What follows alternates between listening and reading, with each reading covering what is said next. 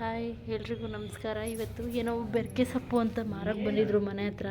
ನೋಡಿ, ಇದು ಪ್ರತಿಯೊಂದು ಥರ ಸೊಪ್ಪಿದೆಯಂತೆ. ಇದರಲ್ಲಿ ಸಾಂಬಾರು ಮಾಡೋಣ ಬನ್ನಿ. ಇವತ್ತು ಹೇಗಾಗುತ್ತಂತ ನೋಡೋಣ. ನಾನು ಇವತ್ತು ಹೊಸ್ದಾಗಿ ಟ್ರೈ ಮಾಡ್ತಾಯಿದ್ದೀನಿ. ನೋಡಿ, ಈ ಥರ ಹುಲ್ಲೆಲ್ಲ ಇದೆ, ಅದನ್ನು ತಕ್ಕೊಬೇಕು ನಾವು. ಸ್ವಲ್ಪ ಸೋಸ್ತೀನಿ, ಇದನ್ನು ಇನ್ನೂ ಸೋಸಿಲ್ಲ, ಇವಾಗಷ್ಟೇ ತೊಗೊಬಂದೆ, ಹಾಗೆ ವಿಡಿಯೋ ಮಾಡ್ಕೊಳ್ತಾಯಿದ್ದೀನಿ ಅಷ್ಟೇ. ನೋಡಿ, ಇದನ್ನು ಸಾಂಬಾರು ಮಾಡೋಣ, ಹೇಗಿರುತ್ತೆ ಅಂತ ನೋಡೋಣ. ನಾನು ಯಾವತ್ತೂ ತೊಗೊಂಡಿಲ್ಲ, ಇಲ್ಲಿ ತುಂಬ ಸತಿ ಮಾರ್ಕೊಂಡು ಬರೋರು. ಈ ಕಡೆಯವ್ರು ಸ್ವಲ್ಪ ತಿಂತಾರೆ, ಇದನ್ನು ಆವಾಗವಾಗ ತೊಗೊಳ್ಳೋರು. ಬಟ್ ಇನ್ನು ಯಾವತ್ತೂ ಈ ಥರ ಬೆರಕೆ ಸೊಪ್ಪೆಲ್ಲ ನಾನು ತೊಗೊಂಡು ಮಾಡಿಲ್ಲ, ನೋಡಿಲ್ಲ. ಇವತ್ತು ಮಾಡ್ತೀನಿ, ನೋಡೋಣ ಹೇಗಿರುತ್ತೆ ಅಂತ. ಹಾಗೆ ನಿಮಗೂ ಹೇಳ್ಕೊಡ್ತೀನಿ ಹೇಗೆ ಮಾಡೋದು ಅಂತ ಹೇಳ್ಕೊಂಡು ನೋಡೋಣ. ಮಾಮೂಲಿ ಎಲ್ಲ ಸೊಪ್ಪು ಸಾಂಬಾರು ಮಾಡ್ತೀವಲ್ಲ, ಅದೇ ರೀತಿಯೇ ಮಾಡ್ತೀನಿ. ನೋಡೋಣ ಸಾಂಬಾರು ಟೇಸ್ಟ್ ಹೇಗೆ ಬಂತು ಅಂತ ಹೇಳಿ ನಾನು ನಿಮಗೆ ತಿಳಿಸ್ಕೊಡ್ತೀನಿ. ನೀವು ವಿಡಿಯೋನ ಸ್ಕಿಪ್ ಮಾಡದೆ ನೋಡಿ.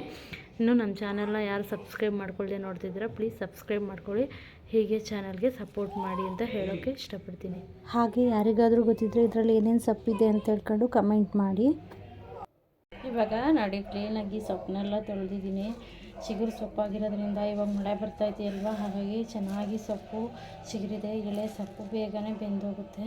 ನೋಡಿ, ಇವಾಗ ಕುಕ್ಕರ್ಗೆ ಹಾಕೋಣ. ಎಲ್ಲ ಸೊಪ್ಪನ್ನು ಕುಕ್ಕರ್ಗೆ ನೀಟಾಗಿ ಹಾಕಿ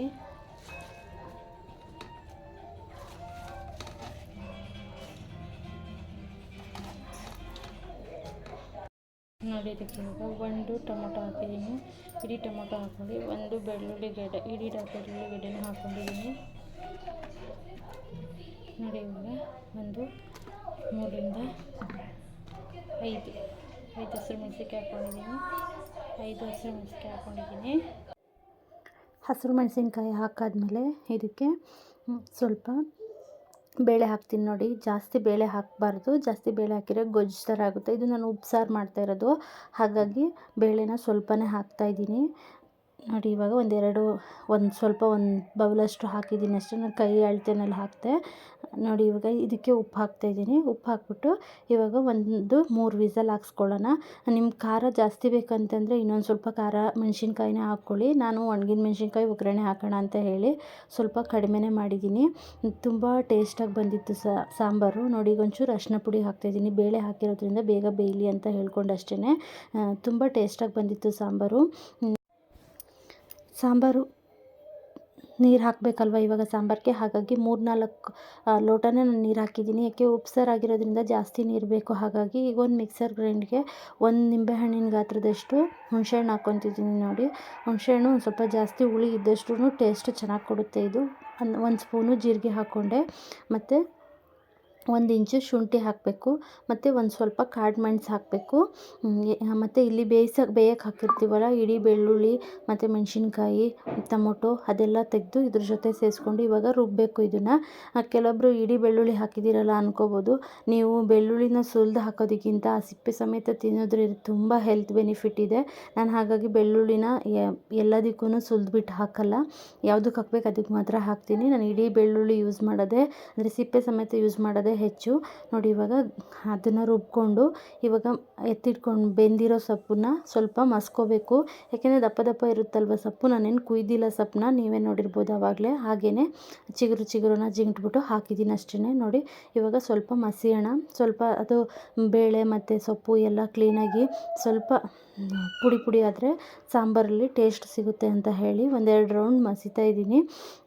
ನೋಡಿ, ನೀವು ಒಂದು ಸತಿ ಟ್ರೈ ಮಾಡಿ ನೋಡಿ. ಇದು ನಿಜ ಹೇಳಬೇಕು ಅಂದರೆ ನಮ್ಮ ಕಡೆ ಎಲ್ಲ ಈ ಥರ ಸೊಪ್ಪು ಸಿಗಲ್ಲ. ನಾನು ಇಲ್ಲಿ ಬಂದು ತುಂಬ ಅಡುಗೆಗಳನ್ನ ಕಲ್ತಿದ್ದೀನಿ, ಮತ್ತು ಖಾರ ಉಪ್ಪು ಹುಳಿ ಎಲ್ಲ ಚೆನ್ನಾಗಿ ತಿನ್ನೋದ್ರಿಂದ ನಾವು ಈ ಥರ ಅಡುಗೆಗಳು ಇಷ್ಟ ಆಗುತ್ತೆ ನಮಗೆ. ನೋಡಿ, ಈ ಥರ ಸೊಪ್ಪೆಲ್ಲ ನಮ್ಮ ಕಡೆ ಸಿಗೋದು ಇಲ್ಲ. ಆಮೇಲೆ ಕಾಡು ಸೊಪ್ಪು ಅಂತ ಹೇಳಿ ಅಷ್ಟೊಂದೇನು ತಿನ್ನೋಕ್ಕೆ ಹೋಗಲ್ಲ ನಾವು. ನೋಡಿ, ಇವಾಗ ಮಸ್ತವಲ್ವ. ನೀವು ಒಂದು ಸತಿ ಟ್ರೈ ಮಾಡಲೇಬೇಕು. ಟ್ರೈ ಮಾಡಿ ಕಮೆಂಟ್ ಮಾಡಿ ನನಗೆ ಹೇಗೆ ಬರುತ್ತೆ ಅಂತ. ಪ್ಲೀಸ್ ನಮ್ಮ ಚಾನಲ್ನ ಸಬ್ಸ್ಕ್ರೈಬ್ ಮಾಡ್ಕೊಳ್ಳಿ. ನಾನು ಪದೇ ಹೇಳ್ತೀನಿ, ವ್ಯೂ ಮಾಡಿ, ಬೇರೆಯವ್ರಿಗೆ ಹೆಲ್ಪ್ ಆಗುತ್ತೆ, ಶೇರ್ ಮಾಡಿ ಅಂತ ಈ ವಿಡಿಯೋ ಮುಖಾಂತರ ನಾನು ಕೇಳ್ಕೊಳ್ತೀನಿ. ಈಗ ರುಬ್ಬಿರೋದನ್ನ ಇದಕ್ಕೆ ಹಾಕಿ, ಕೆಲವೊಬ್ಬರು ಹೀಗೆ ಊಟ ಮಾಡ್ತಾರೆ, ಕುದಿಸಲ್ಲ. ಯಾಕೆಂದರೆ ಅದೆಲ್ಲ ಬೆಂದಿರುತ್ತಲ್ವ ಫಸ್ಟೇ. ಹಾಗಾಗಿ ನಾನು ಒಗ್ಗರಣೆ ಹಾಕಬೇಕಲ್ವ ಅಂತ ಹೇಳಿ 1 ರೌಂಡ್ ಕುದಿಸ್ದೆ.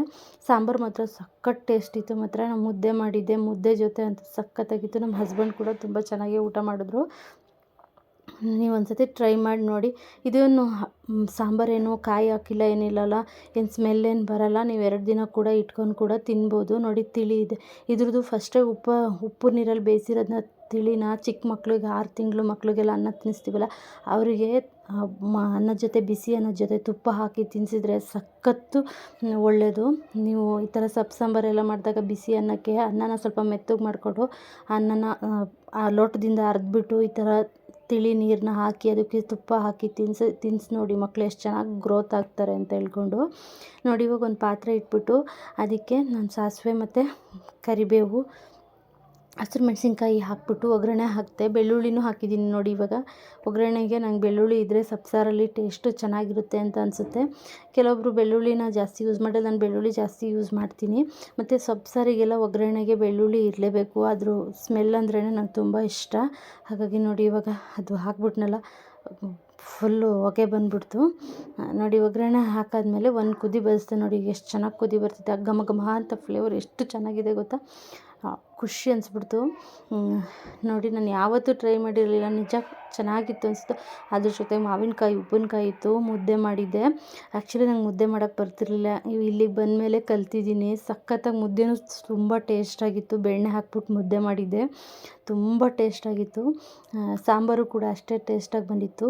ನೀವು ಒಂದು ಸತಿ ಟ್ರೈ ಮಾಡಿ ನೋಡಿ, ಯಾರೂ ಮಿಸ್ ಮಾಡ್ಕೊಬೇಡಿ. Thank you for watching. ಎಲ್ರಿಗೂ ಒಳ್ಳೆಯದಾಗಲಿ ನಮ್ಮ ವಿಡಿಯೋ ನೋಡಿ.